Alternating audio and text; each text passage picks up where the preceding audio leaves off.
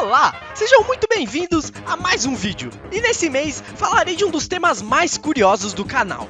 No futebol, o fator sorte é um enorme diferencial. Aquela bola que bate na trave, nas costas do goleiro e entra, aquele cruzamento errado que acaba virando um chute e engana o goleiro.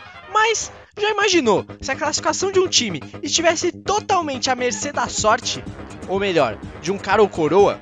Sim, já houveram times que dependeram da moeda ou até de um sorteio para se classificar. E nesse vídeo eu contarei esses casos um tanto quanto peculiares para vocês. Então já deixa o like e se inscreve no canal para mais vídeos do tipo. Todo dia 16 tem vídeo novo saindo aqui no canal. Mas antes de começar o vídeo, eu tenho uma dica aqui para vocês. Quer ficar sabendo de tudo que acontece no mundo do futebol? Então não perca tempo e baixe o OneFootball pelo link aqui na descrição. Lá você pode escolher seu time do coração, receber notificações em tempo real dos jogos, acompanhar notícias, estatísticas, ver vídeos, jogos ao vivo, conteúdo exclusivo e ver de pertinho qualquer time do mundo. Isso mesmo, qualquer um. Ainda mais esse mês que o mercado de transferências está agitadíssimo, o OneFootball é essencial para ficar por dentro de todas as novidades do mundo da bola. Fora poder acompanhar o Brasileirão Séries A e B na palma da sua mão com melhores momentos em alta qualidade. Ah, e tudo isso de graça. Ufa!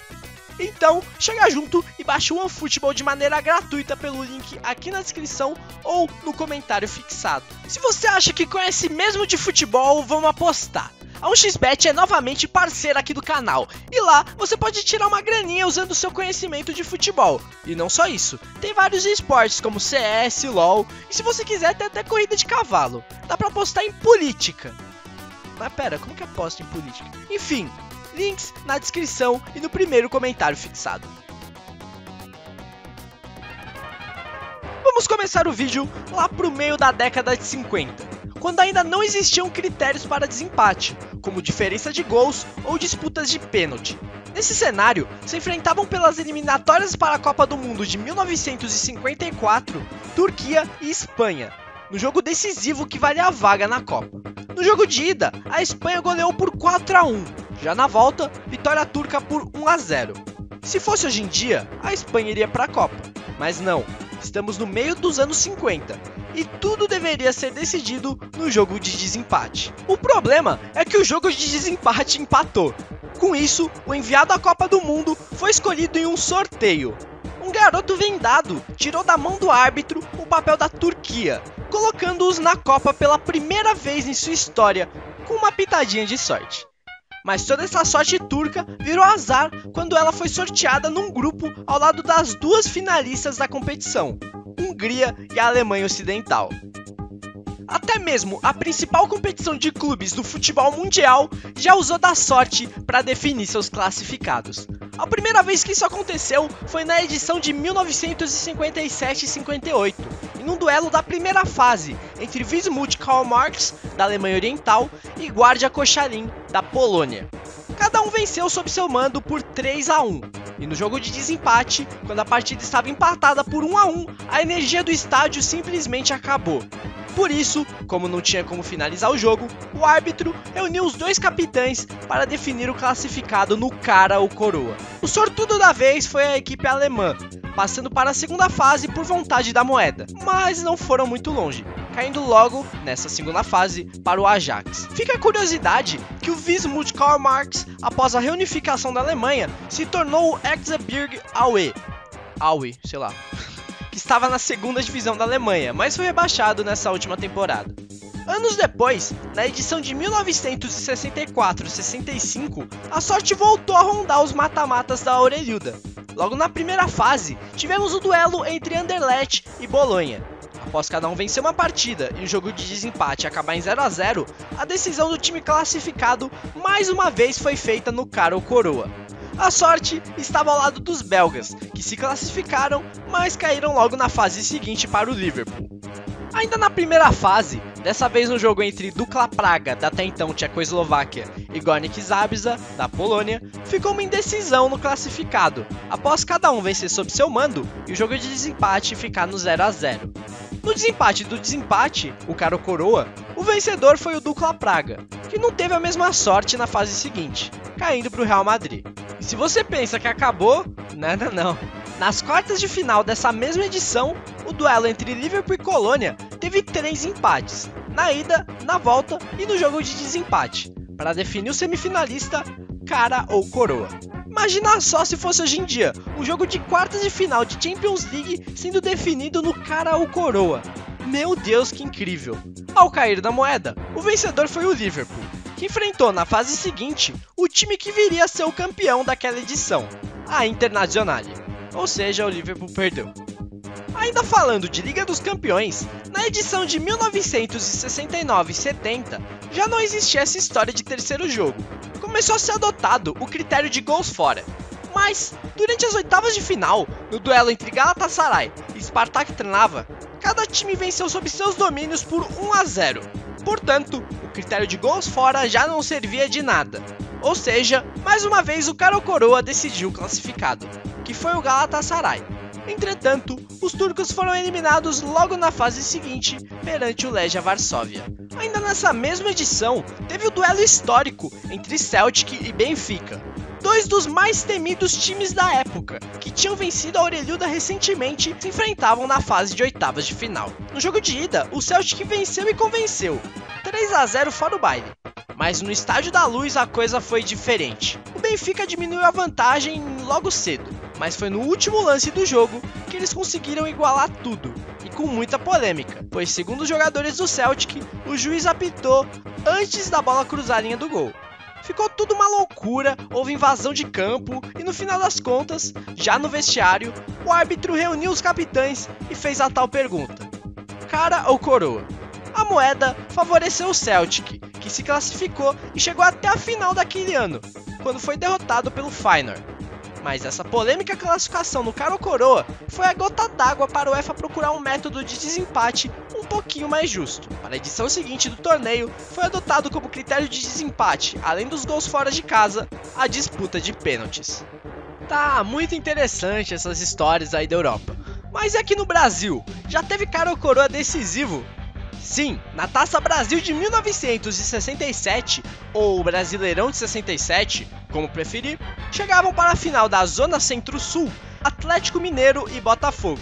O vencedor iria para a fase final do campeonato, onde enfrentariam o Náutico, que era o vencedor da Zona Norte-Nordeste. E o que se sobressaísse desse duelo, aí sim iria para as semifinais do Campeonato Brasileiro daquele ano. No jogo de ida no Maracanã, o Fogão venceu por 3-2, mas a volta no Mineirão terminou com vitória do Galo por 1-0, levando tudo para o terceiro jogo, que, como você deve supor, acabou empatado, tendo que ser definido no cara ou coroa. No final das contas, o vencedor do cara ou coroa foi o Atlético Mineiro, e reza a lenda que antes mesmo da moeda cair no chão, um jogador do Atlético começou a comemorar, fazendo com que o estádio todo se incendiasse e comemorasse a vitória do Galo antes mesmo da moeda cair. O juiz não tinha nem o que fazer se a moeda não caísse do lado atleticano, mas isso é só uma lenda, eu não boto a minha mão no fogo por isso. Entenderam? Boto minha mão no fogo, Botafogo, Na Libertadores, apesar de nunca ter cara ou coroa em seu regulamento, houve um episódio um tanto quanto esquisito na edição de 1961. Nas quartas de final, houve um duelo entre Santa Fé, da Colômbia, e Jorge Wilstermann, da Bolívia. O primeiro jogo, na Bolívia, terminou com vitória dos donos da casa por 3-2. A volta, na Colômbia, acabou com vitória do Santa Fé por 1-0. Pelas regras do torneio, deveria ser disputada uma terceira partida. Mas não teve terceira partida, teve cara ou coroa, e na moeda deu Santa Fé, que acabou eliminado logo em seguida pelo Palmeiras. Não consegui achar informações do motivo da regra simplesmente ter sido ignorada pela Conmebol. Por se tratar de casos em sua maioria muito antigos, muitas informações desse vídeo foram extremamente difíceis de se achar. Para fazer o roteiro desse vídeo deu muito trabalho, e modéstia à parte, merece seu like e sua inscrição aqui no canal.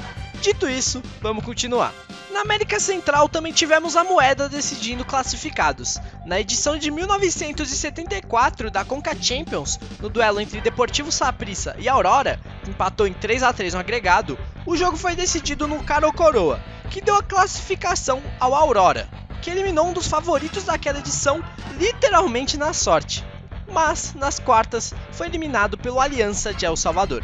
A seleção brasileira já teve seu futuro decidido em sorteio 2 vezes na Copa América. A primeira vez que isso aconteceu foi na Copa América de 1975, que foi a primeira vez em que o torneio realmente se chamou Copa América. Após quase uma década sem a competição, Brasil e Peru alcançavam a semifinal, e como não havia uma sede fixa, tinham jogos de ida e volta. Pro jogo realizado aqui, o Brasil deu aquela menosprezada e jogou com um combinado de jogadores de Minas Gerais. Resultado final, 3-1 Peru. Na volta, o Brasa levou força máxima e conseguiu vencer por 2-0. E como o torneio era muito bem organizado, não tinha uma regra clara estabelecida para caso de empate no agregado. Então não teve prorrogação, jogo extra, gol fora, pênaltis, nada. Foi realizado um sorteio na Comebol que levou o Peru à final, eliminando a seleção canarinha. O Peru, que na final se sagrou campeão ao bater a Colômbia, conquistando sua segunda Copa América com uma pitada de sorte. Quase 10 anos depois, em 1983, o Brasil encarava o Paraguai nas semifinais da Copa América, com a seleção passando por um momento instável.